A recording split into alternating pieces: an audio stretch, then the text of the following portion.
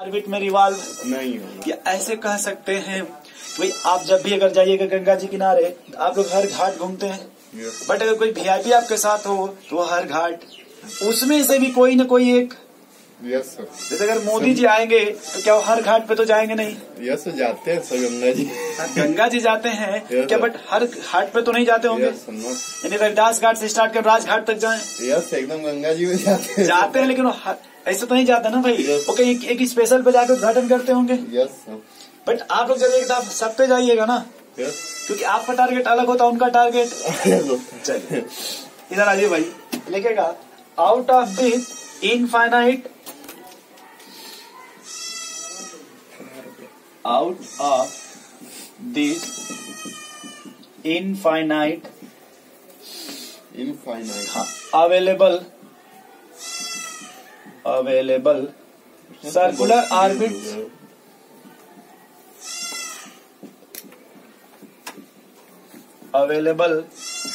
Orbits electron will revolve only in those circular orbit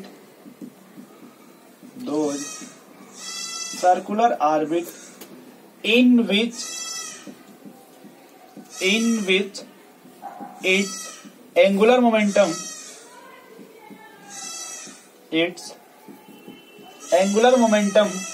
is integer multiple of h upon 2 pi। ठीक है, this is called as quantization of angular momentum। This is called as quantization of angular momentum।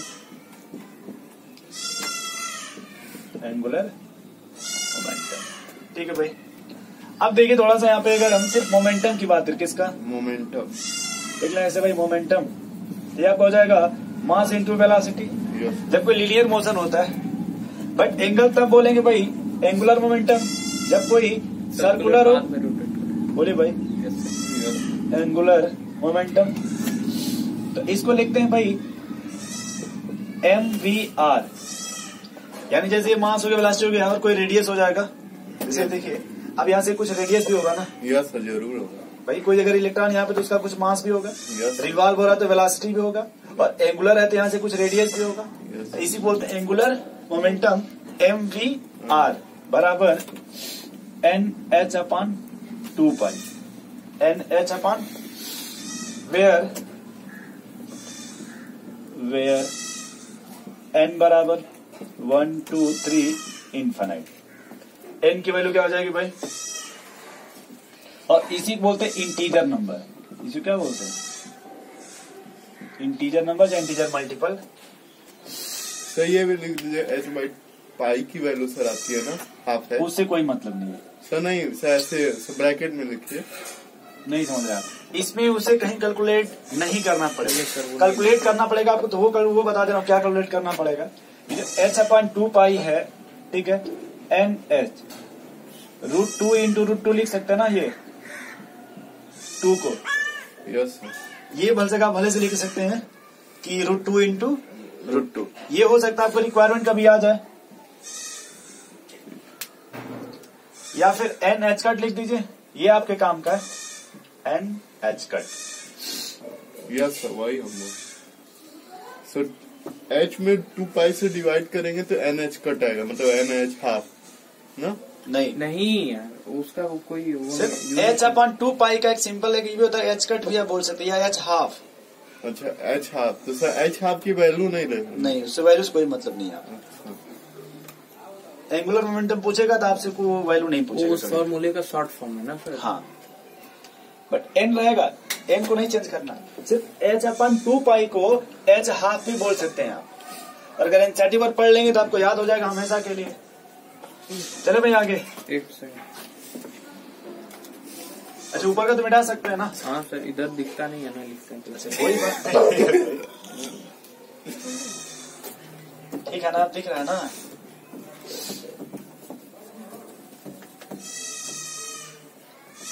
आज Indian army day है क्या हुआ mobile में message आया है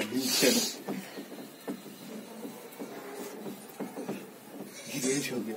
अरे बोली नहीं यार सर, वो भी मिटा दीजिए सर, उसके नीचे वाला लिख रहे हैं लेकिन दिख ही नहीं। अच्छा लिख लीजिए, उतना नहीं मिटाएंगे, हमारा काम इतने से ही चल जाएगा।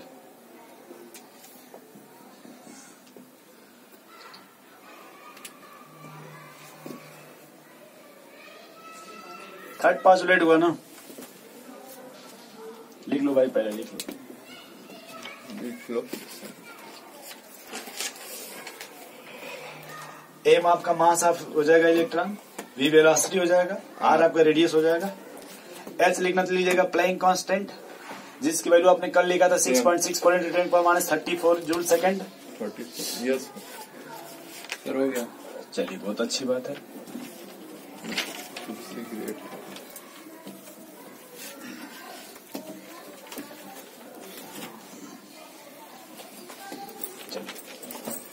अब देखो भाई, यदि न्यूक्लियस से आपका डिस्टेंस बढ़े, इधर देखिएगा, जैसे ये न्यूक्लियस है ना, देखिए, यस सर, और डिस्टेंस बढ़ रहा है ना, यस सर, आपने लिखा कि ईच ऑर्बिट का फिक्स एनर्जी होगा, यस सर, यानी स्टेशनरी एनर्जी होगा। बोलिए भाई। Yes sir. तो जैसे जैसे न्यूक्लियस से डिस्टेंस बढ़ेगा वैसे वैसे आपका एनर्जी बढ़ेगा, रिड्यूस होगा सर, अट्रैक्शन ऑफ फोर्स कम होगा। वो सब छोड़ दीजिए अभी, फिलहाल अभी हमें ये बस यहाँ देखना अभी कि न्यूक्लियस जब डिस्टेंस बढ़ेगा तो एनर्जी आपका बढ़ेगा। क्यों बढ़ेगा सर? कम होगा ना सर। क्या सर मतलब से पहले स्टेज में चैट हुआ है। देखिए अभी मैं बता दे रहा हूँ, फिर आगे ही बता दूंगा। एनर्जी का फार्मूला था -13.6 Z²/n², ठीक, जूल में ले लीजिए, आप बात छोड़िए। तो ये Z/n है ना, इधर देखो कृष्णा जी, देखो अगर नंबर आप यहाँ देखिए, हाइड्रोजन ले लिए तो यहाँ 1 हो जाएगा, Yes. छोड़ दिए, मिला -13.6।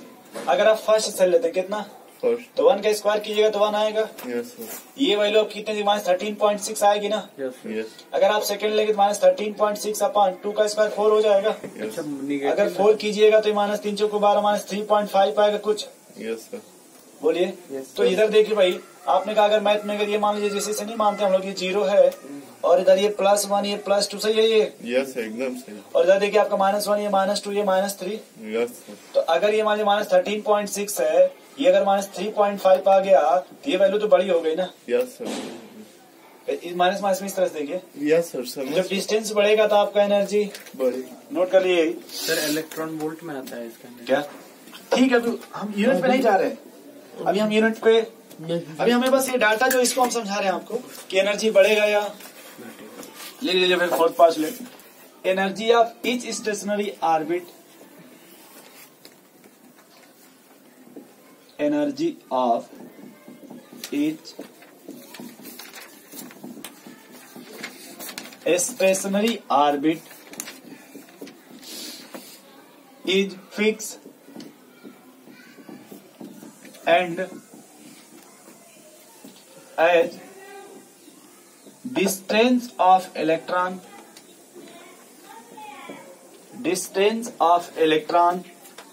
increases from the nucleus,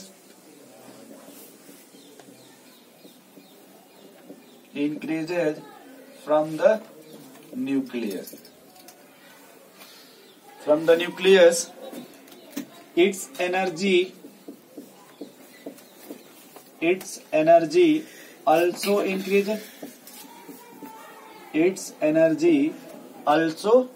increases, ठीक है भाई। क्या क्या एनर्जी आप इस etch stationery orbit is fix, ये तो आपने सेकंड में ही लिख लिया था कि जो भी ऑर्बिट है उसकी एनर्जी फिक्स होगी। अगर वहां से डिस्टेंस बढ़ रहा है, कहां से, न्यूक्लियस से, यदि डिस्टेंस अपना नहीं है क्या, यस क्या हम यहाँ से जाते हैं तब ना। नहीं, मैं रोज नहीं ध्यान देता, मुझे आज लगा जब मैं पूछा ना न्यूक्लियस से डिस्टेंस, तो आप लगे उसमें छुटने, तब मुझे लगे भाई क्या हुआ, ना है नहीं क्या आज।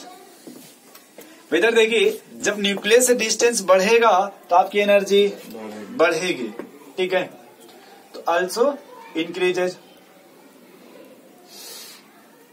अब बताओ भाई, न्यूक्लियस के पहले कौन सा सेल आएगा? के, फिर एल, फिर एम, और फिर एन, और फिर बताओ भाई इनफाइनाइट। भाई ये भी नहीं दिया था आपने कृष्णा जी, के एल एम एन। बोले भाई, तो अगर न्यूक्लियस से डिस्टेंस बढ़ रहा है ना, तो एनर्जी भी क्या होगा भैया? बढ़ेगा।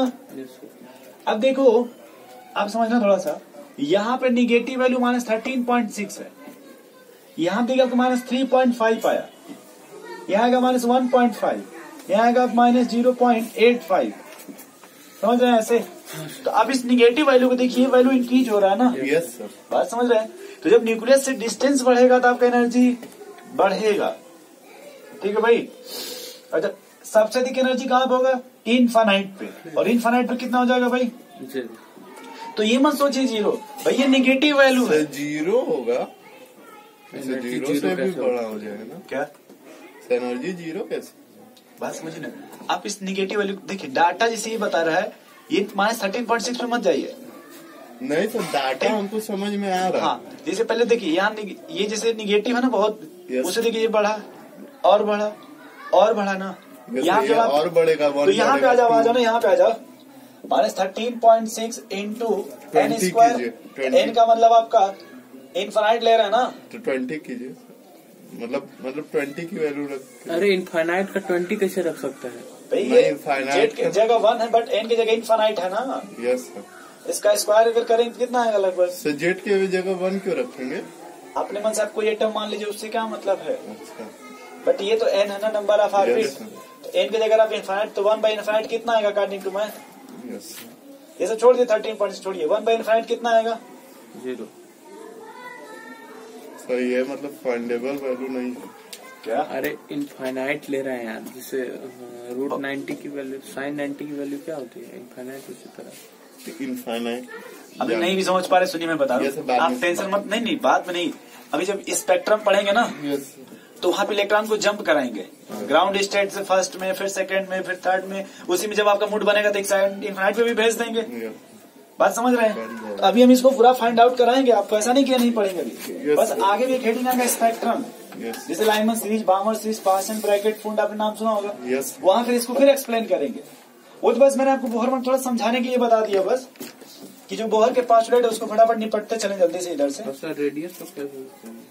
क्या रेडियस भाई? रेडियस तो इसी बोहर मॉडल में ही है ना। तो पहले इनका पूरा वो पढ़ लिया जाए, पहले पोस्टुलेट,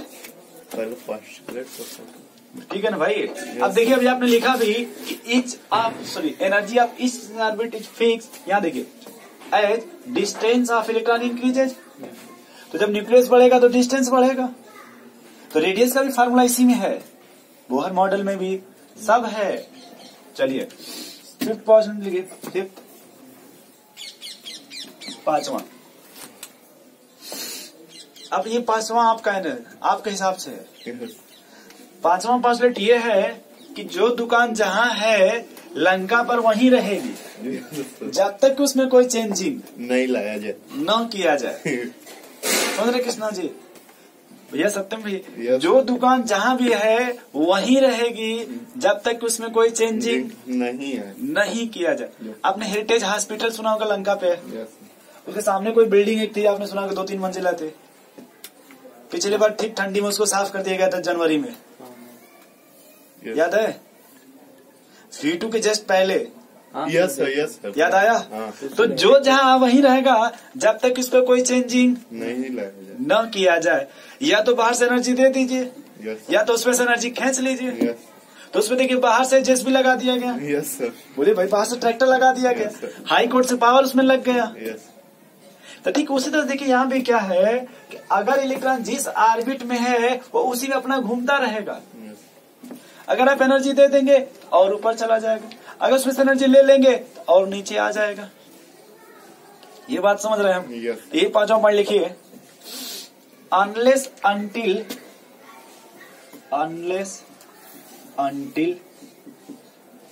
ठीक है, electron revolve in electron revolve in any of the stationary orbit, any of the stationary orbit, it will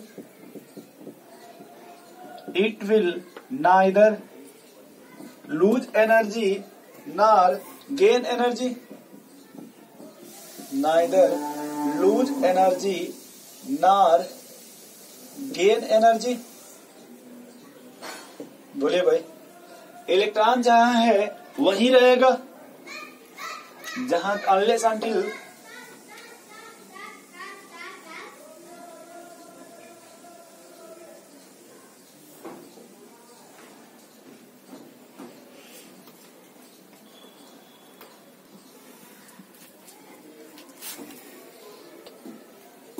चलो भाई आगे। यस यहाँ पे खड़ी लीजिए कृष्णा जी, ग्राउंड स्टेट और दूसरा आपका है एक्साइटेड स्टेट। ये अलग थोड़ा सा पॉस्टुलेट है, ये 5th पॉइंट को समझाने के लिए। बात समझ रहे हैं? 5th को समझाने के लिए 2 टर्म यहाँ पे हम लिए हैं, ग्राउंड स्टेट और excited state. Sir first state को ग्राउंड स्टेट मतलब N1 को ग्राउंड स्टेट बोलते हैं। नहीं, अभी हम ये नहीं करें, अभी हमने कहा ग्राउंड स्टेट और एक्साइटेड स्टेट। ठीक है भाई सत्यम जी? Yes sir. देखिए, ग्राउंड स्टेट का मतलब ये हो गया कि आप अपने रूम में जैसे वैसे अपना पढ़े हैं सुबह से शाम तक। यस। ठीक है। अब अगर गलती से आपको कोई चैनल जिसके लिए आप रात भर सपना देखे हैं, अगर सत्यम जी वहां पहुंच जाए तो अब आप ग्राउंड से आप अपने आप कहाँ आ जाएंगे? एक्साइटेड। क्योंकि आप इन्हीं से मिलने के लिए सपना देख रहे थे ना। यस। बोलिए भाई, ग्राउंड का मतलब हो गया आप जैसे पढ़े थे अपना कंबल में बिना ब्रश किए नहाए धोए अपना उसी में पड़े हुए टेंशन में फ्रस्ट्रेशन में। यस। एक्साइटेड हो गया कि जिसको आप सोच रहे थे वो आ जाए। यस। फिर आपकी खुशी 4 गुनी हो जाएगी ना। Yes. That is called excited state. फिर अगर एक्साइटेड से कहाँ आना है भाई? ग्राउंड पे। तो जो खुशी आई तो वो खुशी क्या हो जाए? चली जाए। और जब वो जाने लगेगी तो आप धीरे धीरे फिर ग्राउंड स्टेट पे आ जाएंगे। ठीक है। तो लिख लीजिएगा अपने मन से। अब देखिए, जैसे कोई आने वाला वो कुछ भी हो सकता है, थोड़ी भी खुशी हो सकती है, थोड़ी ज्यादा, मतलब कई तरह की हो सकती है ना। यस। बट आप जब भी उसके जाने वाला आइएगा तो हमेशा अपने ग्राउंड स्टेट में ही तो आइएगा। वो चाहे भले से कहें कि आप चिंता मत करो हम आपके साथ हैं। ठीक है। जब दिल न लगे तब आ जाओ, कोई दिक्कत नहीं है। बट आप हर हाल में जब भी आओगे तो यहीं पहुंचोगे। यस। आपने सही कहा ग्राउंड स्टेट यानी n बराबर 1, n बराबर 1 यानी देखिए, अगर मान लें ऐसे n बराबर 1 और n बराबर, तो ये आपका देखिए लोवेस्ट एनर्जी स्टेट है और ये आपका हायर एनर्जी स्टेट है। ऐसे बोल रहे हैं हायर एनर्जी। तो जो लोवेस्ट आप है क्या हो गया भाई? Ground state. अब आप खुशी के मारे हो सकता है कि n बराबर सेकंड सेल में भी जा सकते हैं। यस। थोड़ी खुशी मिली, हो सकता है खुशी आपको और मिल जाए, Yes, हो सकता है खुशी आपको और मिल जाए, या बबर सिस्टम पहुंच जाएगा। क्यों भाई? तो ग्राउंड स्टेट में लिखिए lowest energy state, lowest energy state. देखिए, जिंदगी में एक ही बार ग्राउंड, एक बार आने के बाद इस धरती पे एक ही बार ग्राउंड स्टेट मिलेगा, वो एकदम लास्ट में। फिर ना आपको कुछ करने की इच्छा रहेगी ना। देखिएगा जब आदमी पहुंचता है ना मणिकर्णिका घाट पे, वो आपका उसका सबसे अच्छा ग्राउंड स्टेट है। उससे कोई टेंशन नहीं है कि वहां पतंग उड़ाए थे कि नहीं उड़ाए थे, उनके यहाँ गए थे कि नहीं गए थे। ठीक है, वो ग्राउंड स्टेट आपको होता है एकदम फ्री फॉर्म, वहां कोई टेंशन नहीं। बट अभी जब तक आप रहेंगे कभी भी हमेशा किस स्टेज में रहेंगे? एक्साइटेड स्टेट में रहेंगे। कभी आप ग्राउंड में नहीं जा आ ही नहीं सकते, फ्रस्ट्रेशन में चले जाएंगे। यस। लेकिन कभी ग्राउंड में नहीं आ सकते। Ground state is the best, but it is not possible for living system. Yes. ये लिविंग सिस्टम के लिए पॉसिबल नहीं, क्योंकि कभी भी कोई भी लिविंग वो ग्राउंड स्टेट में नहीं रह सकता।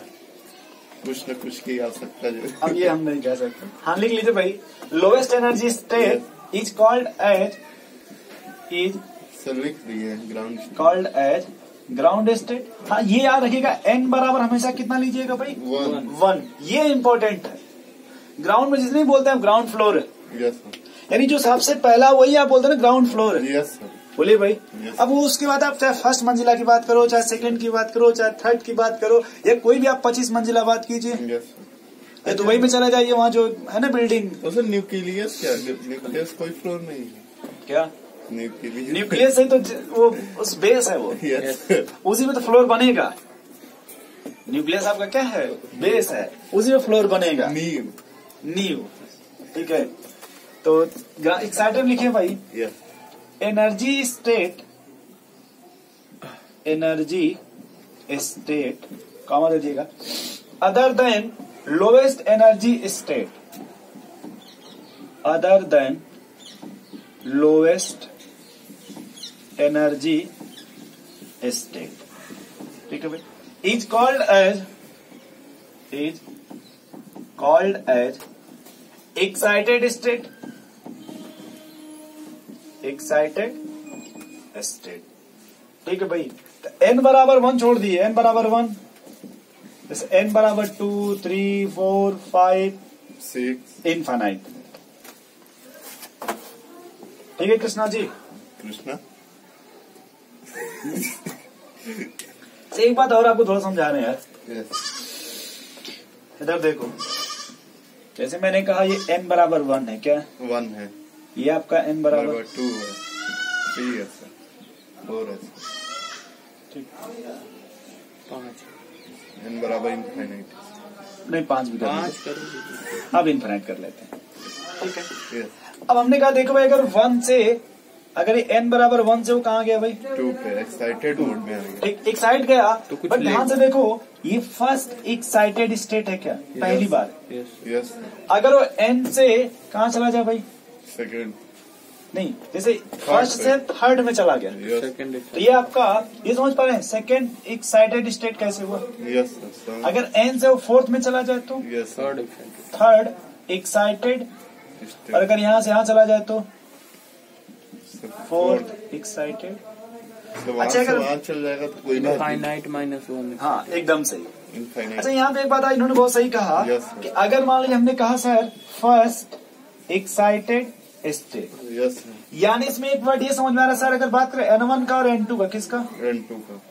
तो यहाँ लिखा है फर्स्ट, यस। बट जो N2 का मतलब हो गया 2, यस सर। एक ज्यादा। जैसे देखिए फर्स्ट लिखा है बट हो गया किस में? 2 में। अगर सेकेंड लिखा है लेकिन हो गया किस में? थर्ड में। ये बात अभी थोड़ा बहुत समझ पा रहे हैं। जैसे पहली बार यहाँ पे आया ना तो सर ये इनफाइनाइट नंबर ऑफ क्या मतलब सेल्स हो करेगा ना? हाँ, तो सर ये मतलब n-1 मतलब वो मतलब एनर्जी, जैसे हमने कहा, सुनिए हमने ये कहा कि भाई जैसे ये आपका ग्राउंड स्टेट सर है, वो मतलब हाँ। एक्साइटेड स्टेट कितने ये शो करेगा ना? हाँ कितने, हाँ, तो तो अगर